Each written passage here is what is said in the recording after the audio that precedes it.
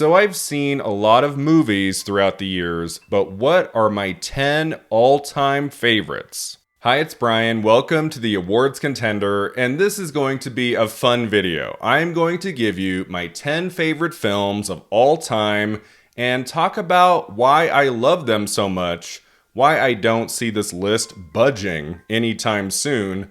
Let's start with number 10, Before Sunset. But what does it mean, the right man, the love of your life? The concept is absurd. The idea that we can only be complete with another person is evil, right?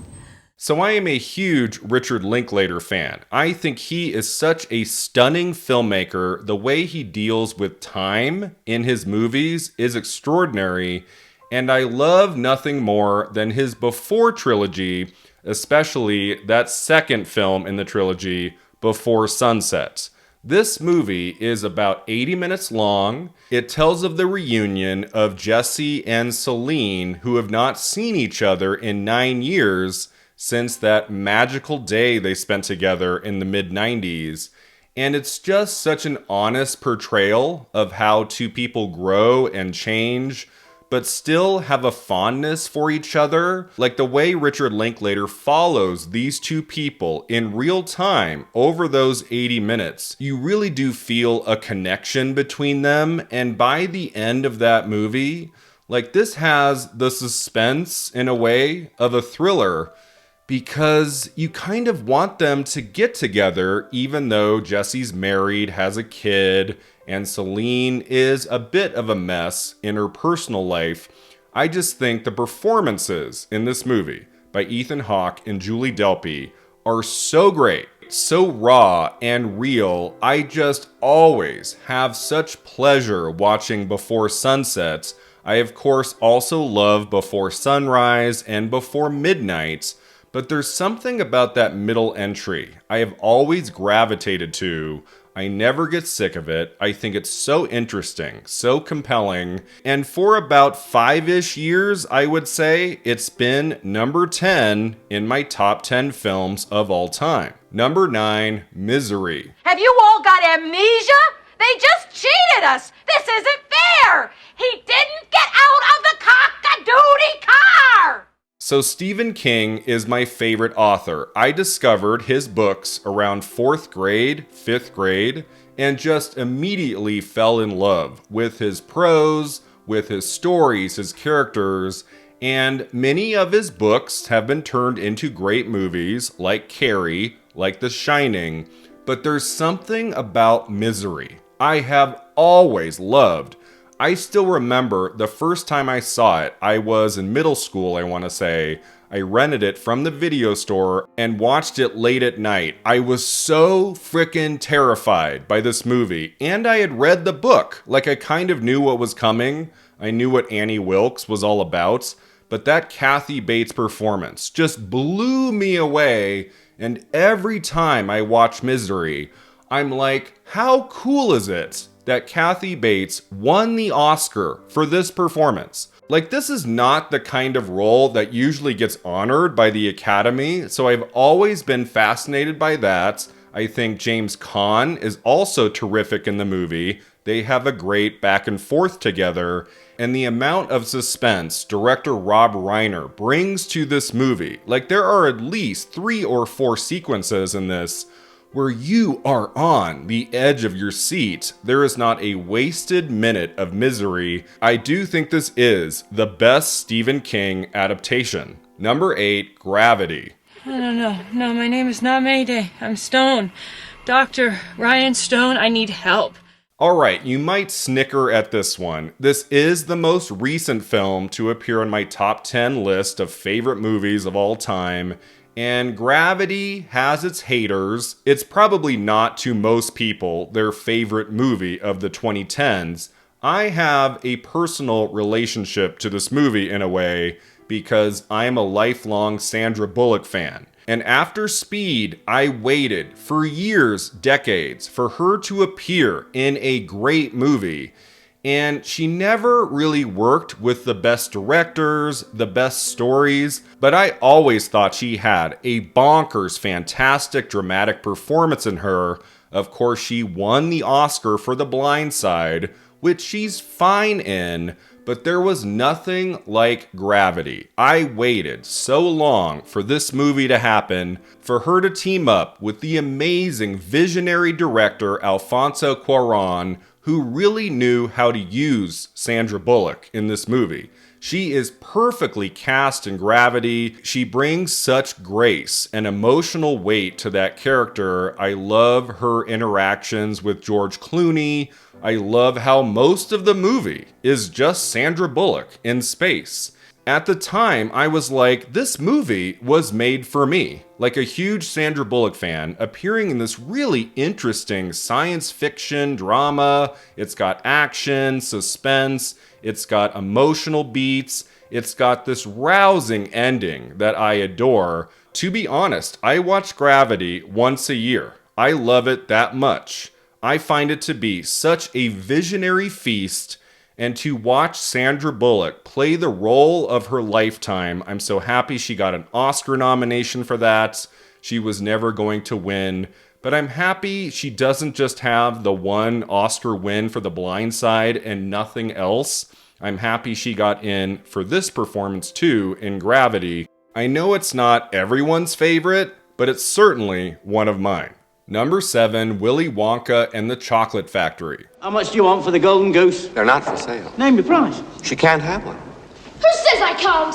The man with a funny hat. I want one. I want a golden goose. So this to me is the best children's movie ever made. Even though it's not really a children's movie, the director Mel Stewart said he was making a film for adults that just happened to have kids in it, that just happened to have a chocolate factory.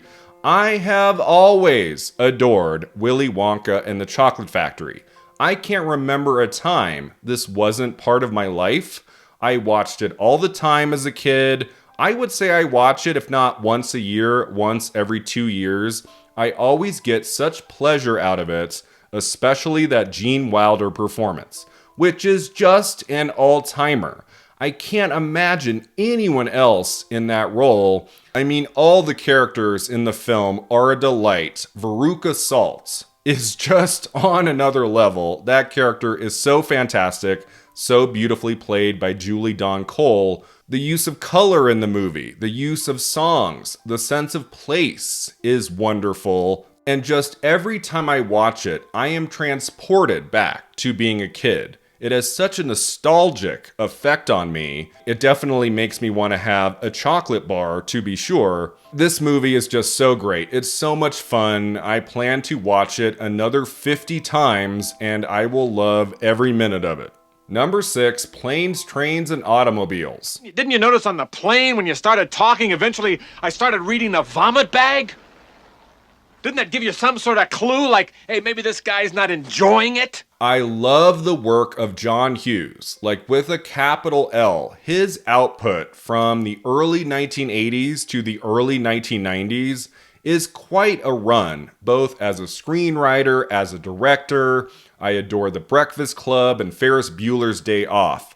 But there's something about Planes, Trains, and Automobiles that keeps me coming back. That comic pairing of Steve Martin and John Candy is one for the ages. That they only got to make one movie together kind of makes this one as special as it is. Because Candy especially was such a wonderful actor, he didn't get to show his stuff, like everything he was capable of in a film too often. Like there's Uncle Buck, there's Only the Lonely, but he never gave a performance, I think, like the one he gives as Del Griffith in Planes, Trains, and Automobiles. The mix of comedy and drama he brings to that character, sometimes from one scene to the next. He has you laughing, and then he has you crying. He has you feeling sorry for him.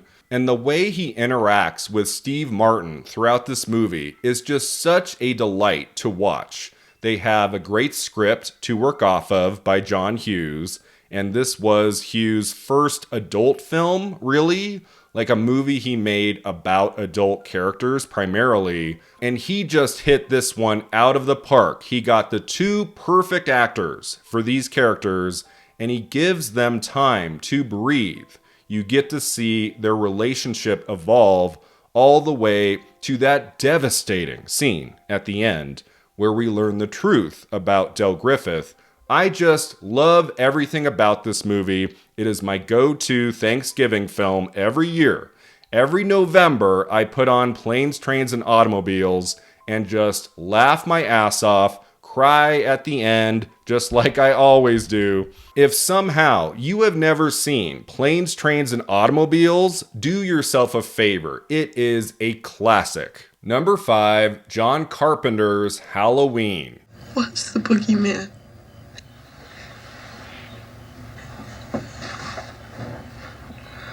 As a matter of fact, it was. It's hard today because there have been so many Halloween movies with Michael Myers. You can't just say Halloween. Like there's the Halloween remake from 2007, there's the 2018 Halloween that brought Jamie Lee Curtis back. Some of those mini sequels have their merits, but for me, it all begins, it all ends, in a way, with the 1978 original. I watch this movie every Halloween. I've been doing so since the mid-1990s. Like on Halloween nights, I have to put on Halloween. Of all the movies in my top 10 list, this is the one with the most nostalgia for me.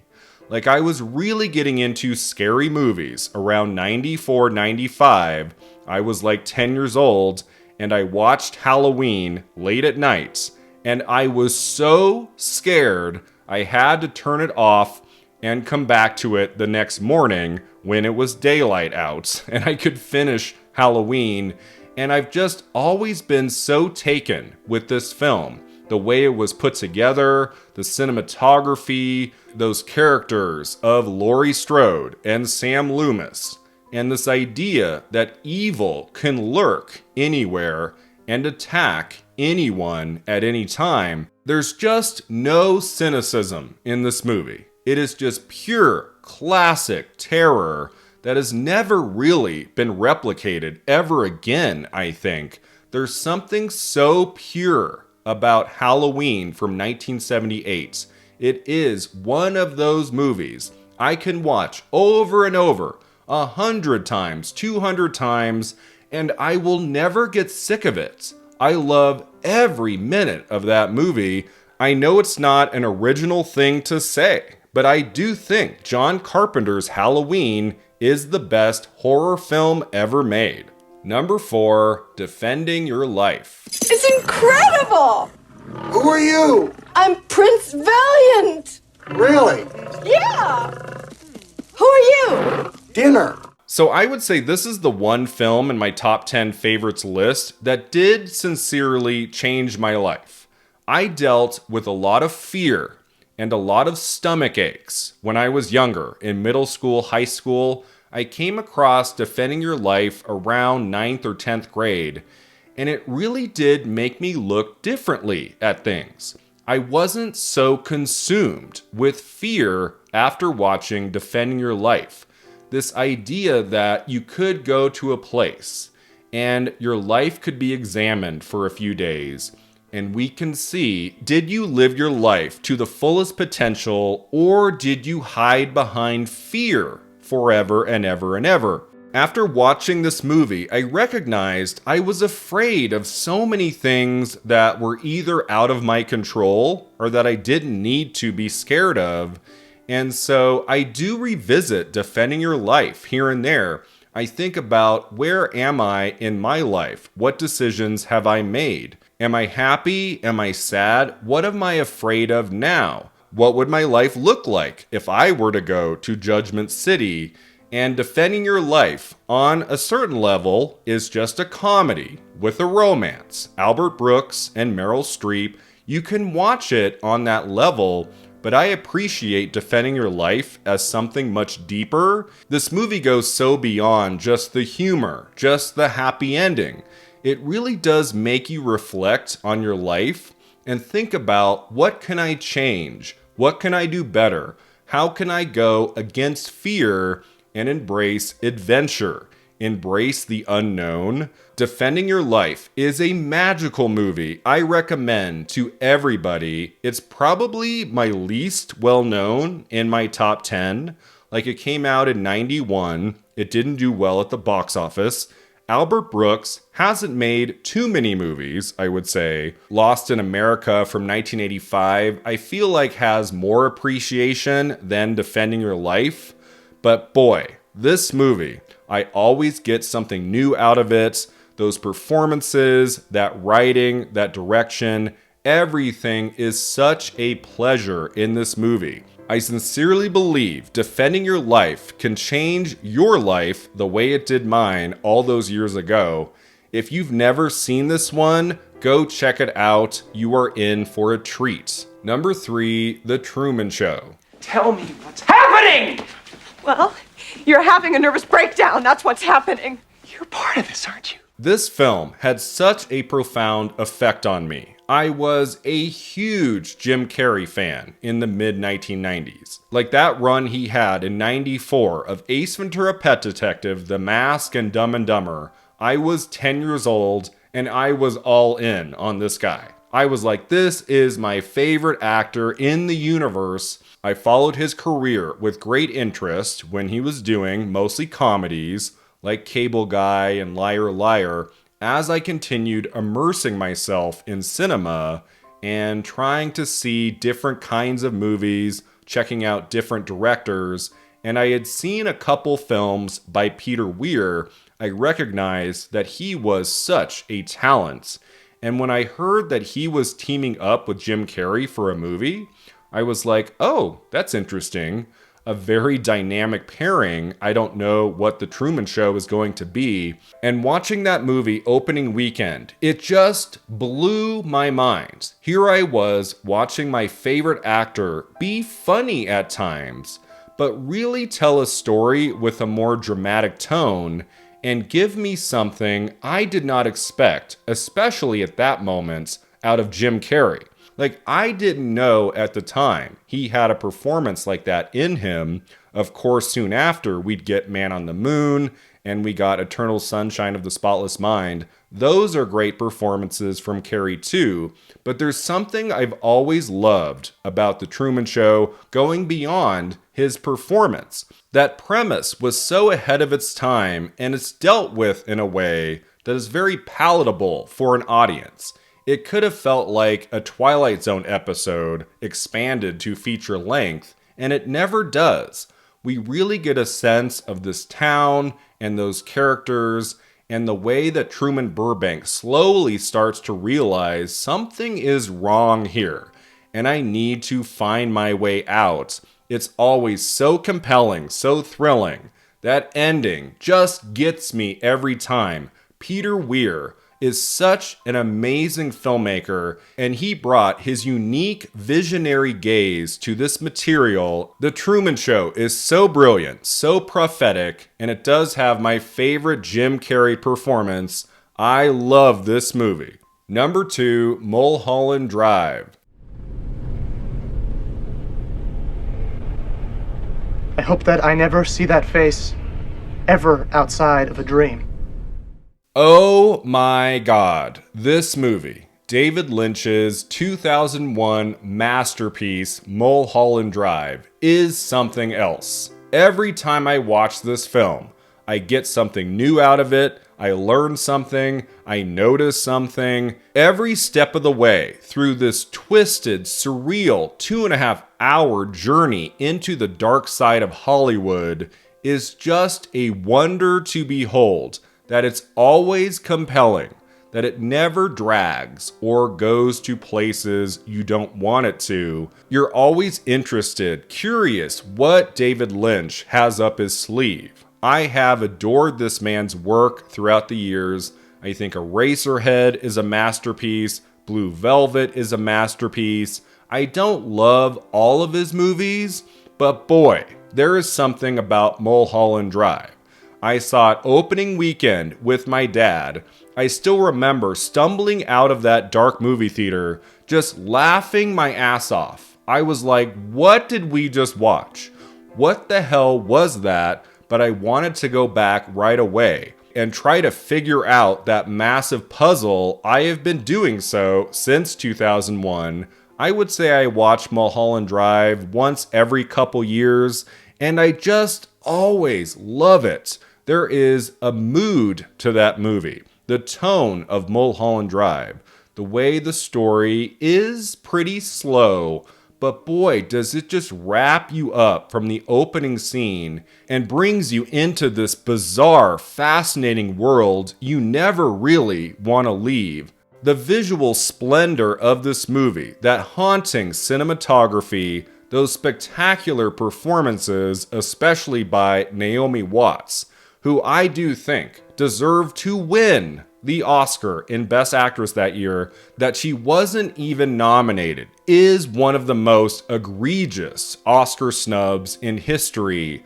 Like, what she is called on to do in Mulholland Drive is quite stunning work. And where that character goes in the third act, I'm just always so amazed at how crazy and weird that story gets, and yet David Lynch does not lose sight of what we care about, those characters, and where they end up in the end. It's just unlike any other movie ever made. I'm always down to go back under its spell. Mulholland Drive is a stone-cold masterpiece from the amazing David Lynch I will always cherish. And finally, what is my favorite film of all time? Well, number 2 is Mulholland Drive. Number 1 is Sunset Boulevard. Look at them in the front offices. The masterminds. They took the idols and smashed them. The Fairbankses, the Gilberts, the Valentinos. I have always maintained that 1950's Sunset Boulevard, directed by Billy Wilder, is the one perfect film ever made. There is not one false move in that narrative. Every scene, every line of dialogue, every shot, every character, everything about Sunset Boulevard is perfection. This is a movie I rented from the video store when I was in high school. I watched it. I loved it so much. When it ended, I got in my car, I drove to Best Buy, and I bought the DVD. I went home, and I watched it again.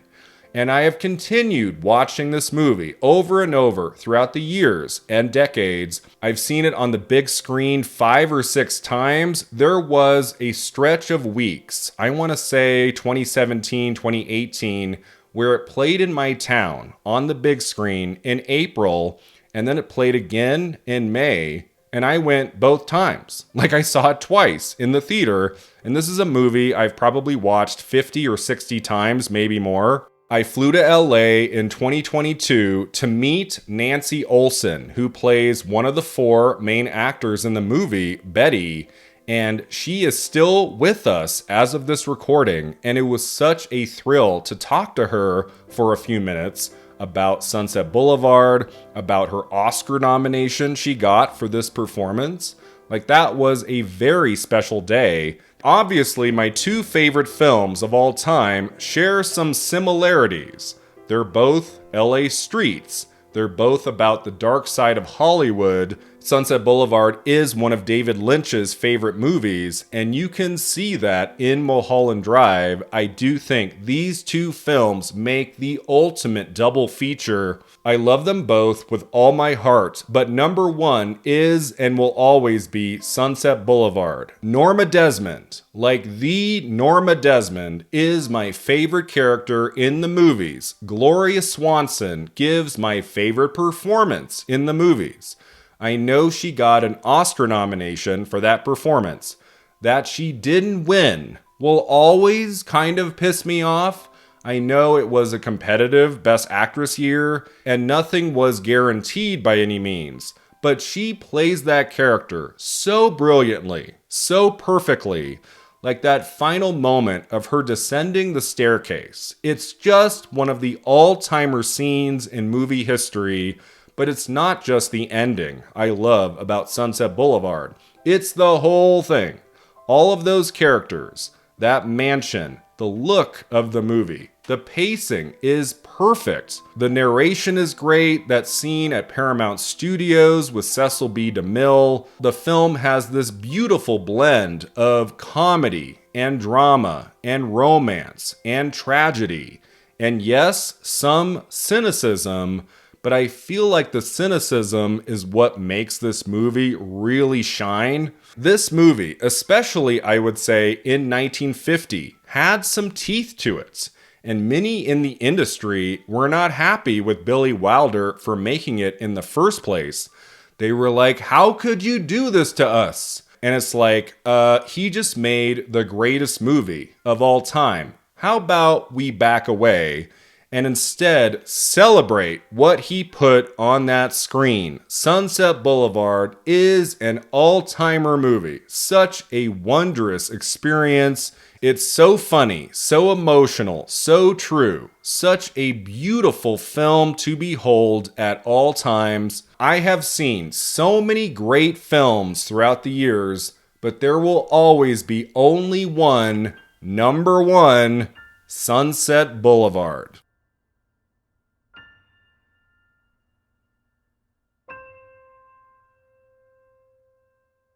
Thanks so much for watching and subscribing, and let me know in the comments below what are your 10 favorite movies ever, and we'll see you next time at the Awards Contender.